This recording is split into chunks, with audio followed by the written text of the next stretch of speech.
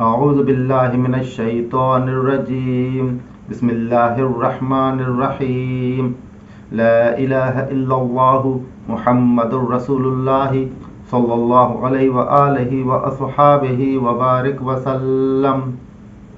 اما بعد، تمام دیکھنے اور سننے والوں کو السلام علیکم ورحمۃ اللہ وبرکاتہ۔ اللہ پاک نے انسانیت پر بہت بڑا کرم کیا، بہت زیادہ ان پہ رحم فرمایا کہ ان کے لیے خاص الخاص اپنے پیارے حبیب صلی اللہ علیہ وآلہ وسلم کو مبعوث کیا، اور پھر اس کے بعد ایسی معجز بیاں کتاب نازل فرمائی جو رہتی دنیا تک دلیل ہے اور برہان ہے۔ ہم کو نبی پاک صلی اللہ علیہ وسلم کے وسیلے سے قرآن پاک عطا کیا گیا، جس میں اللہ تعالیٰ نے زمین و آسمان کے سارے راز رقم کر دیے ہیں، اور ہم کو ہدایت کے لیے ایسی ایسی باتیں بتائی ہیں کہ ہم گمراہ ہو ہی نہیں سکتے، اور جو بھی سچے دل سے قرآن پاک کی تلاوت کرے گا اللہ اس کو ضرور بضرور ہدایت عطا کرے گا۔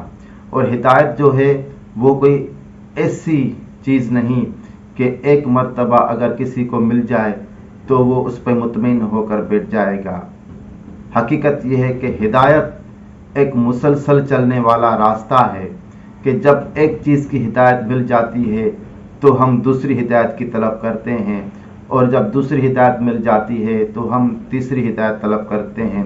یہ آسان مثال دینے کا مقصد یہ ہے، ہدایت جو ہے ایک مسلسل طلب کی جانے والی چیز ہے، اور جب تک زندگی انسان کی ہو وہ اللہ تعالیٰ سے ہدایت طلب کرتا رہے، کہ یہ صرف کہنے کی بات نہ ہو، واقعی ہم اللہ تعالیٰ سے صدق کے دل سے یہ دعا مانگے کہ یا اللہ ہمیں ہدایت عطا فرما اور ہمیں ایمان پر موت نصیب فرما۔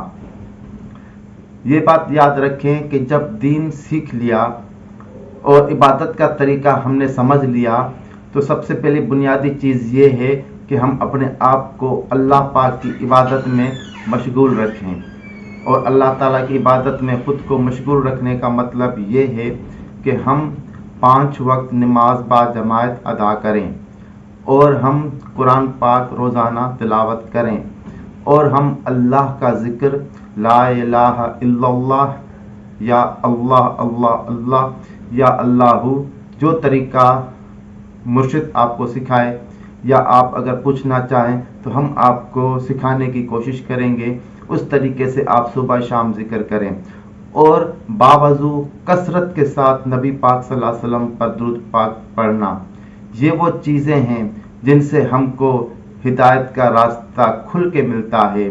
اس کے علاوہ غریبوں کو کھانا کھلانا، مسکینوں کو کپڑے پہنانا، اور انسانیت کی خدمت میں دن رات مشغول رہنا، بیماروں کی عیادت کرنا، اور جو معاشرے میں لوگ پیچھے رہ گئے ہوں ان کو آگے لے کے آنا، یہ سب امور اس عبادت میں شامل ہے۔ اور ہماری زندگی کا مقصد یہ ہونا چاہیے کہ ہم اللہ کو راضی کریں، اور اللہ راضی ہو سکتا ہے کہ آپ کسی بلی کو تکلیف میں دیکھیں، کسی کتے کو تکلیف میں دیکھیں، کسی گدھے کو تکلیف میں دیکھیں، کسی گھوڑے کو تکلیف، کسی بھی جانور کو تکلیف میں دیکھیں تو حتی الامکان اس تکلیف کو دور کرنے کی کوشش کریں کہ یہی اللہ ہم سے چاہتا ہے، یہی صالح اعمال کا طریقہ ہے کہ ہم اپنے وجود کو اللہ تعالیٰ کے احکامات کی پیروی میں گم کر دیں۔